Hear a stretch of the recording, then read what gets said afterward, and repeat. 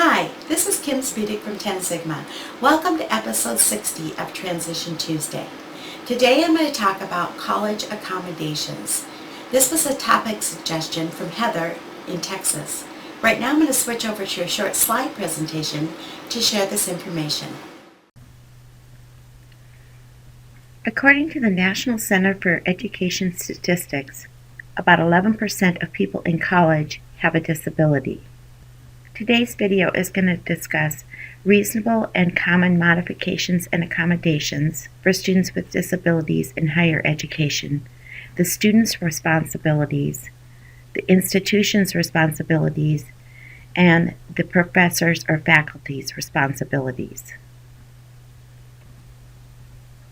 Let's start with some general rights of the student.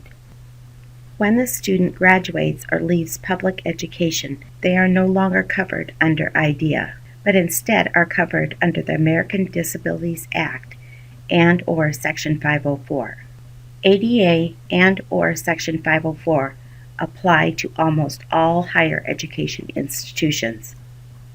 Some exceptions include ADA does not apply to private institutions controlled by religious groups. However, Section 504 does apply to any institution that receives any federal funding.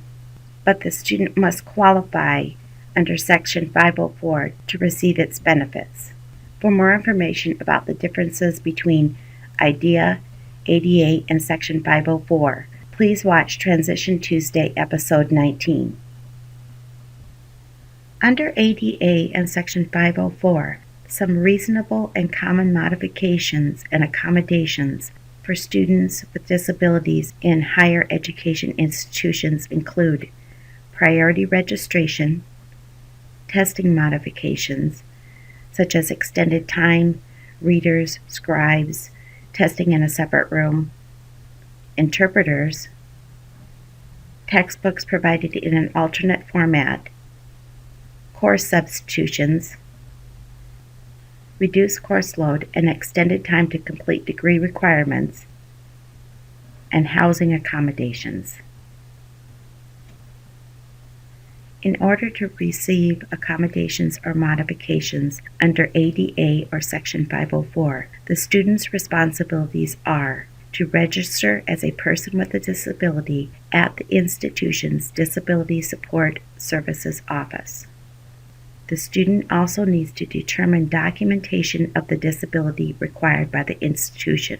Many times, just the IEP forms are not considered documentation, so the student needs to check the institution's website on what documentation is required. Then the student must provide up-to-date documentation of the disability to the Disability Services Office at the institution.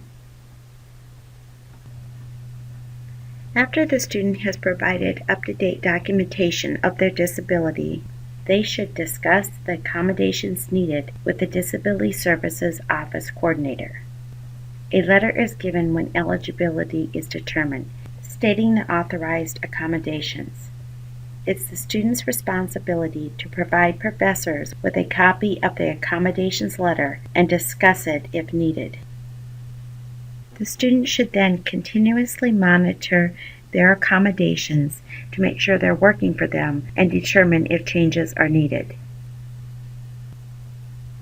The institution's responsibilities include to assess the student's request for accommodations using the current disability documentation provided by the student, to provide a letter of accommodations the institution will provide if the student is eligible, and assist in communicating with faculty about their disability and required accommodations if needed, and to ensure confidentiality of all information pertaining to the student's disability.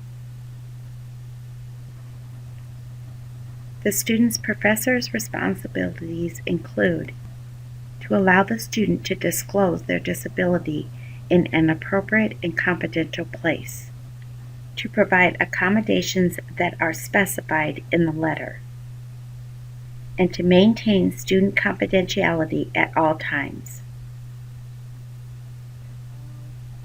For today's bonus, I'll be sending you links to resources on college accommodations for students with disabilities.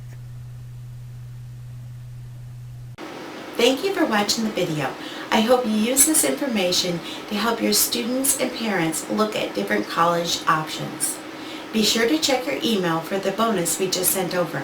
If this is the first time you've ever seen an episode of Transition Tuesday, click the link below to receive the bonus. Be sure to like and share the video and leave a comment or suggestion for a future episode of Transition Tuesday. Have a great week. See you next Tuesday.